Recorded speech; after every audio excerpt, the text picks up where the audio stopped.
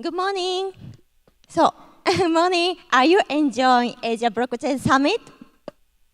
Yes, thank you. So I was so excited to debate this morning, and I'm Mai, the moderator for this session.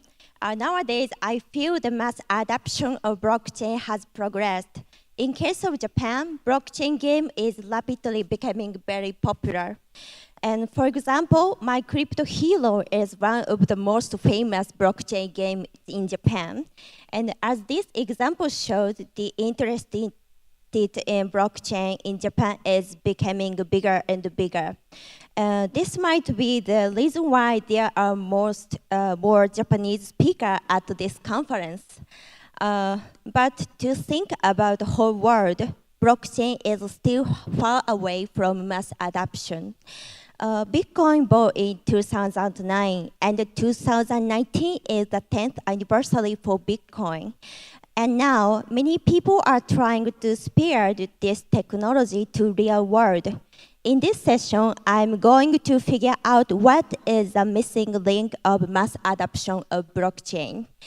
By exploring this theme, I want speakers to share their idea of what is necessary to solve this missing link. How are they trying to solve it right now, and what the society will be the future with blockchain. In order to make this session as valuable as possible, I invited the people working hard to realize the mass adoption of blockchain in the front line. So I want you all introduce yourself from Lily, please. My name is Lily Liu. I had a company called Earn.com, which we sold to Coinbase last year. I'm now an angel investor, do advisor in the space, and I've been in crypto for a number of years. Bobby. Hey guys, my name is Bobby. I'm co-founder of Crypto.com. So we are a cryptocurrency payment platform. You guys can think of us as a bank for cryptocurrency users. Our product portfolio including a Visa card, where you can spend cryptocurrency anywhere Visa accepted worldwide. We also have a robo-advisor for crypto invest. We also offer cryptocurrency user crypto earn, where you can earn up to 8% crypto. We also have the crypto credit for lending. Our headquarters is in Hong Kong. We have 150 people right now working on, the service for cryptocurrency users. Hi everyone, my name is Benny. I'm the founding team member of CryptoKitties. Our parent company is called Dapper Labs. It's based in Vancouver, Canada. We're about 110 employees now, and half of the company is focusing on forming a studio.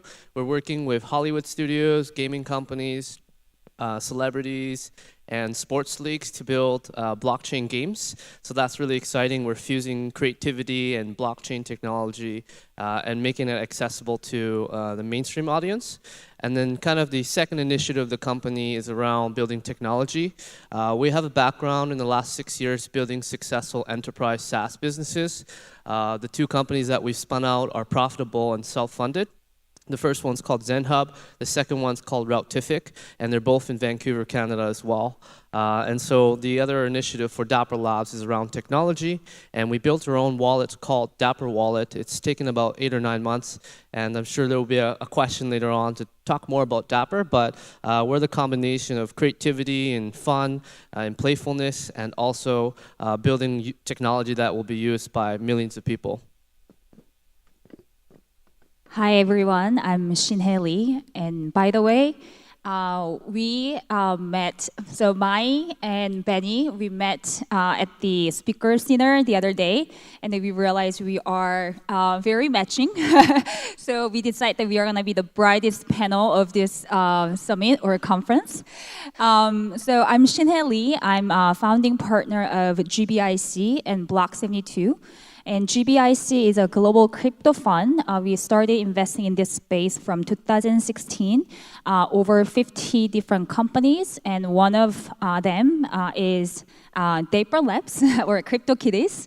And Block 72 is GBIC's consulting arm. So we are based in US, China, and Korea, and we think that these three markets are the most important market for the crypto and blockchain space. So through Block 72, we want to help projects on their go-to strategies for this market. Thank you for the amazing panelist. And the first question is to Bobby.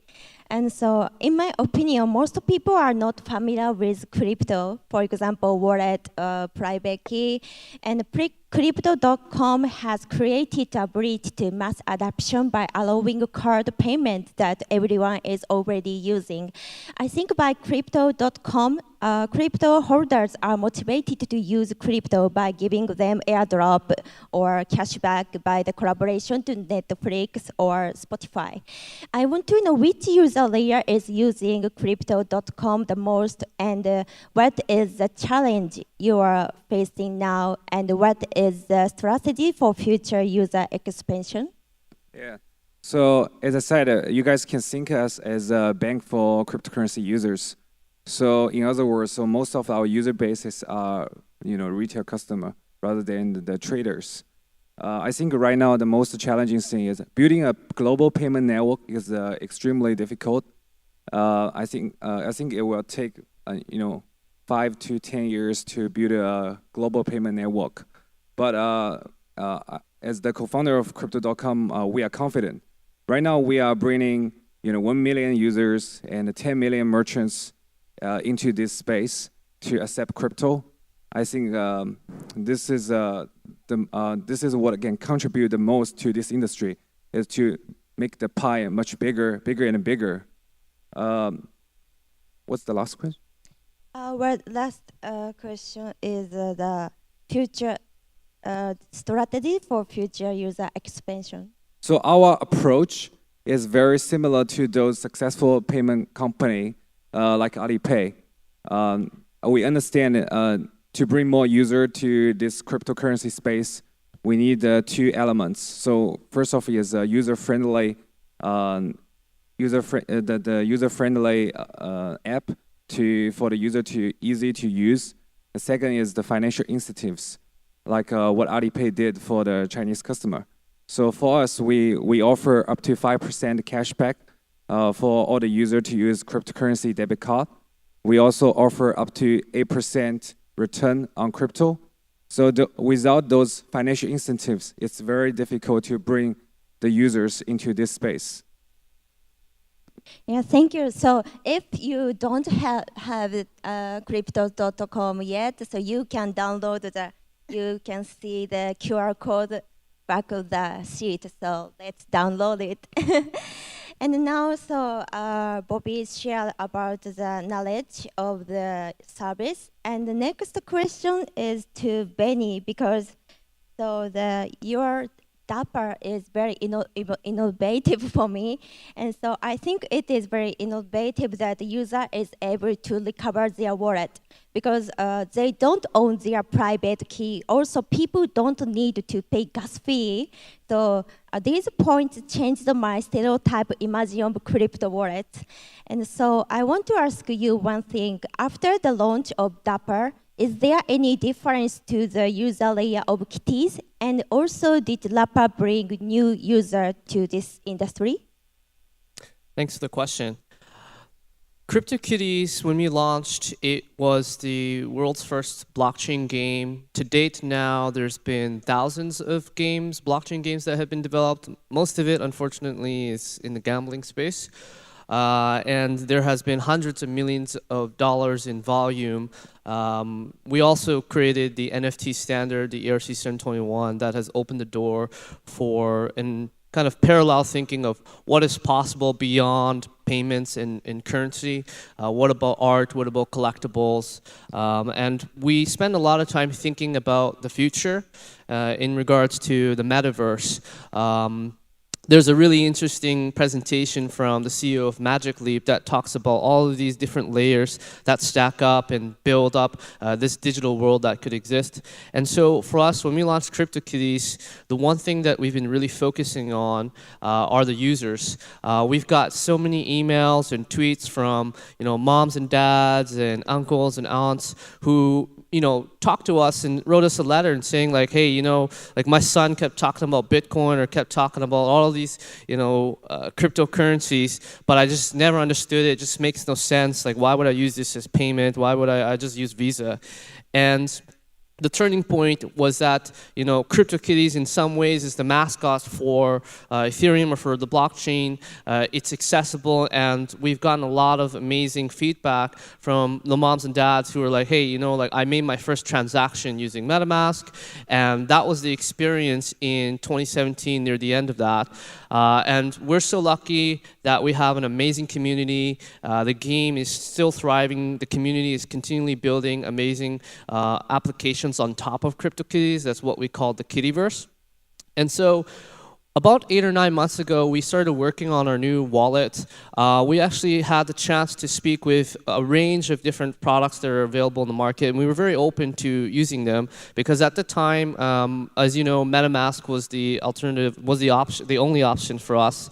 But through about 4 or 5 months of engineering and development, what we've realized is that currently in this space, there's a spectrum of wallets, right? There's a wallet where you own the private key or the seed words, and when you lose it, it's game over. You lose everything, right? And that's a big problem because a lot of the UI UX paradigms for traditional web apps, the number one used feature is forget my password, and you don't have that option. When you lose your keys, you lose everything. And then this kind of other spectrum of wallets is custodian wallets, where you have exchanges or even services now that are using HSMs or hardware security modules that provide bank-level security. But at the end of the day, it's still a database that is secured between very thick walls, and electricity needs to run in, and somebody needs to pay the bills. So custodian solutions aren't the right way to go about it as well. So with Dapper, we built a smart contract wallet. Being that on Ethereum, smart contracts allow for programmability. For CryptoKitties, there's 3 smart contracts that have the genetics and the breeding and everything, the gameplay. We thought like, hey, why don't we just create a smart contract for every single person here when you create a wallet, and that allows for fraud detection, chargeback prevention, allows for a lot of flexibility. In this space, I think people call it multi-signature or multi-sig, but what we call it is just a smart wallet. And we spent about 3 or 4 months doing user research with the CryptoKitties users who are actually paying, and playing the game, and they have a lot of feedback. And we took away things like the concept of even the word gas. We call it network fees, and a lot of amazing new UI that just makes it really extremely smooth.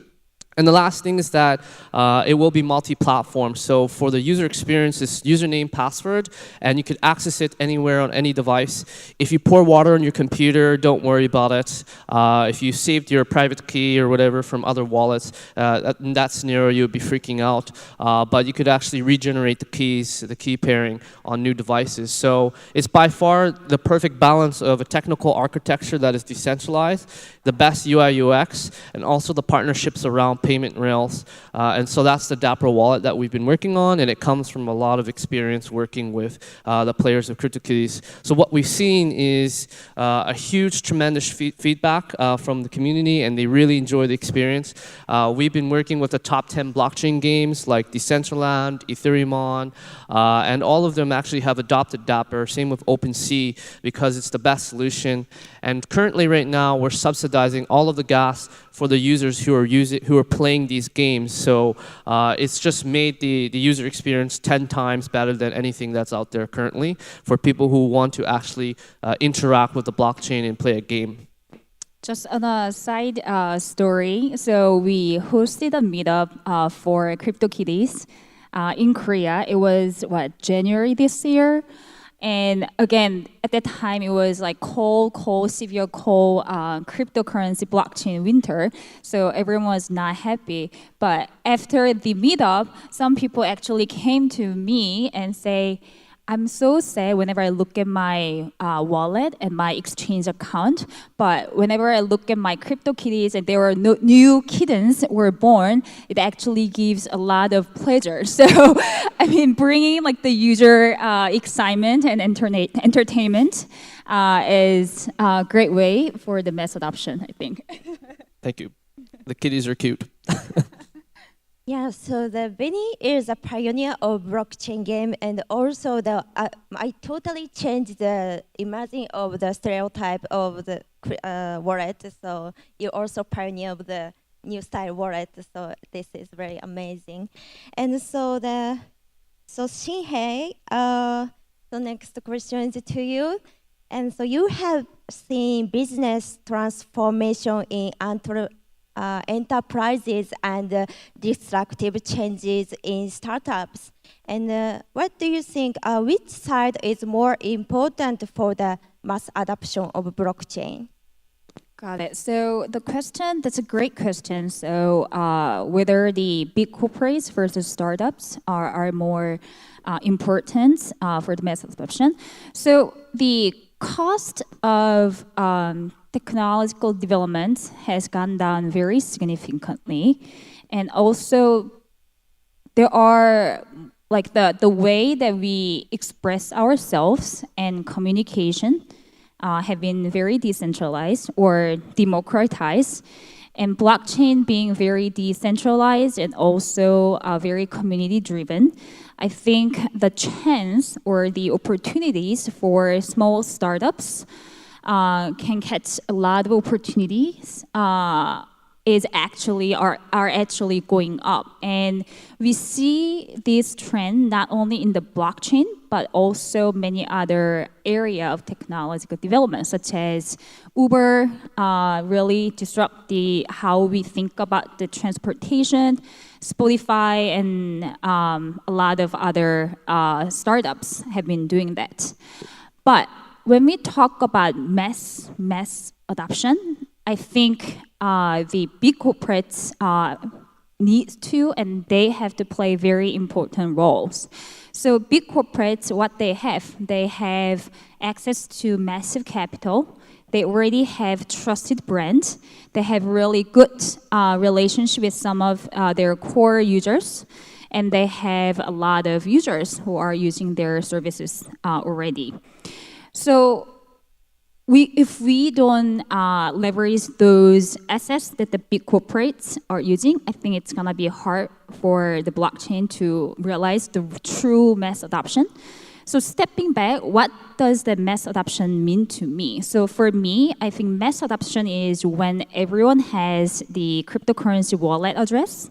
So when you need to send money, even the company, when they need to pay you the salary, instead of they are asking you the bank account, they're gonna ask you what's your cryptocurrency wallet address, right? Just like everyone here has their email address to send the information to each other. So, for example, my mom, she doesn't know how to create the cryptocurrency wallet. She never used MetaMask. And she doesn't know how to save private key. And it's going to be really, really big barrier for her to do that. But when Samsung start having the cryptocurrency wallet within their mobile Galaxy S, and I'm Korean, so my mom used Kakao, which is like the most popular messaging app in Korea. When Kakao start embedding all the characteristic, and then they start having individual wallet embedded in the Kakao Messenger app, and mom start just using and start having the cryptocurrency wallet while she's just doing whatever she is doing right now. And I think that's the main and mass adoption. So in conclusion, I think we need to collaborate because startups are very nimble. So they are really good at finding technological opportunity and then product market fit. But they also need some resources to scale to the mass adoption level. Thank you, Sinhae. and Lily. Actually, so when launched earn.com, there were almost no services accepting crypto. So I was so excited with your service, and I'm honored to meet Lily this time. And so I want to know so if you have any comment about our the topic, so please, yeah. Sure. Well, I think that we've been talking about mass adoption for a really long time, and probably where we are is 50, 60 million individual holders, and that's just a guesstimate of folks in crypto, and predominantly in Bitcoin, I'm going to guess as well. So what's most important is to think about why should this matter for a billion people, and that can happen one of two ways. It's either because you can get something really great, or you can avoid something really bad. And so, there's kind of primitive versions of both of those things happening right now. Getting something really good is to be able to make 20x on your money. And let's be honest, the sort of ability to make money online is something that appeals a lot to, and probably to the majority of those 50 million people. And then the other narrative that you probably hear very often is the narrative around privacy and censorship resistance. And the avoidance of potentially really bad things happening if you have full transparency into your financial life and all of the sort of downstream effects of that. So to me, in sort of the upside case, what this is really about is the potential to sort of build a new economy in the digital world, right? We already sort of spend increasing amount of time of our lives, of our sort of mind share and of our wallet share in some form, even if not completely in the digital world, and yet it's still tethered to one of probably 200 different currencies depending on where you live, and there's certain sort of frictions and all of that. Now, when we thought about Earn. The inspiration was every time there's a new technology that comes along, if it's useful, it's because it's enabling a new market, right? If you think about the internet originally, it sort of created entirely new markets and the ability to monetize a long tail of individuals, both as content consumers and content creators, and the ability to monetize individual transactions down to a click, down to a page view, and down to these sort of almost infinitesimal little actions. And then if you think about sort of the mobile phone and how transformative that was, it enabled these entirely new markets to form where you could sort of have individuals act as both drivers and riders and clear those markets, which is pretty amazing in real time. And so when we thought about sort of what are these markets that you can create with cryptocurrency, now that you've got money running in one direction, what's going to be sold in the other direction, there actually right now aren't that many things that people actually want to go spend crypto on, because most of the things people think about buying have a physical supply chain before and after, and therefore volatility is sort of very sensitive, right? But when we thought about Earn, basically we were helping people sell their spare time, and no one knows what their minute rate is. And it feels free to people, so they're basically pretty happy to pick up some almost free money. And that was pretty interesting to us from perspective sort of building a product and a service that can resonate today with potentially a large number of people, because everyone's got free time and everyone kind of likes free money. Yeah, thank you. And so one more question to Lily. Currently, we have discussed about the importance of design of UX and almost especially regulation. And I think most people here are exhausted with this topic. So since I believe for real problem solving, start thinking from new perspective is very important. Could you share any other perspective with than UX or regulation we have missed? I think that because this sort of these digital economies, they move between borders fairly quickly. I think what you've already seen from the beginning, and what you're going to continue to see, is that water flows downhill, and so there's enough countries. In fact, we're sitting in Taiwan right now for a reason, because I think my perspective that Taiwan sees an opportunity to actually be one of these sort of physical anchor points for a growing digital economy, and sees potentially competitive advantage there, because it's not the sort of underwriter or the denominator of the U.S. dollar, right?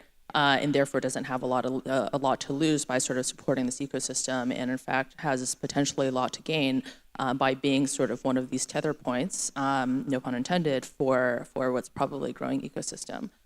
So I think that is very positive. And I think that is, it's obviously going to go in sort of fits and starts, but that is something that sort of gives a lot of optionality to folks. Now, I understand that not all of that typically sort of looks right from day one, doesn't necessarily smell right. There's a lot of false starts, but that's partially because innovation is not always a very clean process, and one of the challenges that we have in crypto is all of that drama, right, which exists in all of these small companies. All of that is being played out publicly from day one. And so it might not actually be that much more dramatic, but it certainly looks like that because it's on social media. Everything's being talked about in channels of hundreds, if not thousands of people. You don't really know who's listening. But I think it's important to sort of realize that perception is not actually reflective of much more exaggerated reality. Yeah, thank you. And we have 8 minutes. So this event, everyone, not everyone, but almost people discussing about the Libra. And so nowadays, many people discuss about Libra launched by Facebook. And since this might bring Facebook users to blockchain ecosystem, and what is your opinion about the influence of Libra? So I want to know everyone's. I think it's great for Bitcoin. I think it's probably not so great for central banks and or banking institutions. In fact, just this morning there was an announcement from the House Financial Committee, the Democrat-run sort of House Financial Committee, that actually said in there, we understand, please, essentially a cease and desist letter to Facebook, and saying, we understand you're trying to sort of propose an alternate global financial system based in Switzerland. We don't like that, right? So they're calling them out exactly for sort of what the grand aspiration is. So, on one hand, I think it really says a lot for, one of the most powerful institutions in our current world to at least seem to sort of endorse something that sounds a little bit like blockchain, right? That's great for sort of mainstream press coverage, even though it really in no way, shape, or form competes with Bitcoin. So I think it's universally good. And if Libra actually sort of comes to fruition, because I think what was announced is a little bit more of like a pregnancy announcement than a birth announcement. So if they actually sort of launch, then it's pretty powerful competition for the U.S. dollar, first and foremost, and potentially other currencies as well. Yeah, I think it's very good for this industry. We co-founded a company, Crypto.com, in 2016. When we did our white paper and when we did the ICO in 2017, right? I think everyone here never gonna think of Facebook gonna write a white paper and potentially have a coin, right? In 2019, and more company in the U.S. probably will follow the trend and have the white paper and issue coin to join this, blockchain cryptocurrency family. So this is a very, very good thing for the cryptocurrency industry. And I think a company with a coin is a trend in the next 5 to 10 years. We see the friction every single day with people who have cryptocurrency and want to play a game.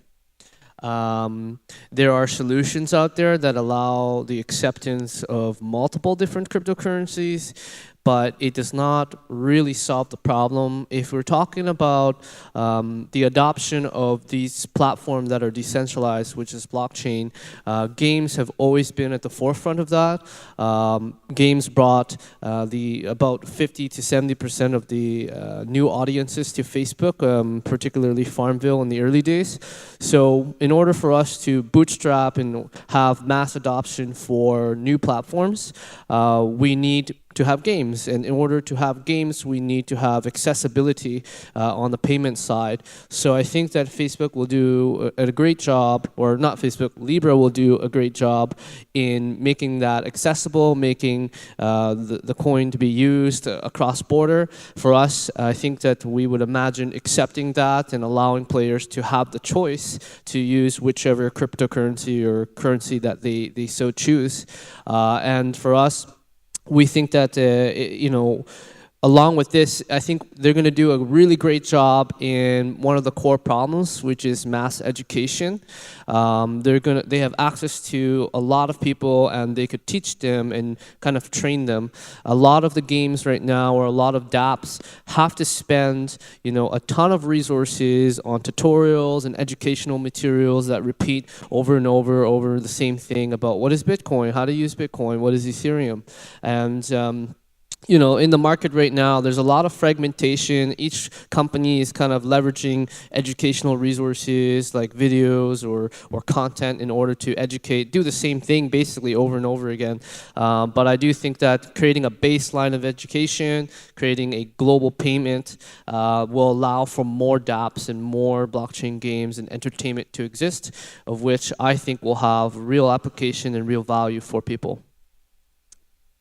Yeah, I think there are many different ways to look into global coin or Libra, but because our topic is mass adoption, I want to approach from the mass adoption perspective. So what really takes to bring mass adoption of the new technology? So number one, I think, is it providing a clear and recognizable use case for a common problem? So if you have read the Libra white paper, they say their mission is becoming a global currency and financial infrastructure for unprivileged people. So what does that mean? How many people are unbanked in the world? Sitting here in Taipei, which is a very developed country, we probably don't know, but there are almost 2 billion of people globally right now are unbanked. So if you can transfer money, which has value, without going through the bank accounts, it's a breakthrough, right? So right now, if you want to send me the messages or even pictures, you don't need to get permission. You just need to WeChat me, WhatsApp me, or Facebook Messenger me, and just iMessage me. But if you want to send money, you have to go open a bank account. And there are 2 billion of people who still don't have the access to the bank. So number one, I think the Facebook Libra is clearly having great use cases. Number two, is it easily accessible, right? So right now, you can access Facebook or Instagram anywhere, everywhere, if you have internet and the smartphone. Not even smartphone, if you're a desktop, you can also access. And can people do that? Yes, right? And even Facebook is investing or spending lots of money to make the internet accessible for people around the world. Number three, is it gonna be cheap and free? And I think the Facebook is gonna make it almost cheap or free to transfer values between users. So yes. Number four, does it have a wide brand awareness? Yeah, some people probably don't know country, I don't know, like Malta or Estonia, but people know what Facebook and Instagram are, right? So they have the grand brand awareness globally. So coming from the mass adoption perspective, Facebook, Libra, it's definitely a great thing. We understand that it's gonna take a lot of time and efforts and resources to overcome some regulation and regulatory problem, right? But from even the U.S. government perspectives, what they can do, right? Number one, they can totally go against Facebook and trying to put them down. Number two, they can, even though probably they don't really like the idea, but they have to work with them and collaborate with them. And number one, I think I like the quote say, barring divine, like different ways, like innovation cannot be stoppable. And I think if you stop Facebook, there are gonna be other countries, other big corporates in the world are trying to approach the problem in a similar way. So I think from like rational perspective, I think U.S. government has to find a way to collaborate with these big corporates. And it again, like Facebook is just smart, or Libra is smart. They say it's not only Facebook, but they have like alliance of big corporates, right? So I think from U.S. government, if they cannot stop the trend, they have to find a way to work with it. With, for example, I'm just making up, but probably they're gonna ask Libra to increase the percentage of USD reserve because they say they're gonna have the 7 different currency or more currency in their reserve. So probably they're gonna ask like, hey, at least you have like X percentage of USD, for example. So I think even from the regulation perspective, I think the governments and the big corporates start realizing that it's almost a trend that they cannot stop. So they will find the way to get the most out of it. Thank you, Sinhae, and thank you all. And so I believe, so sorry, time is over. And so I believe today's session was very valuable. Thank you so much.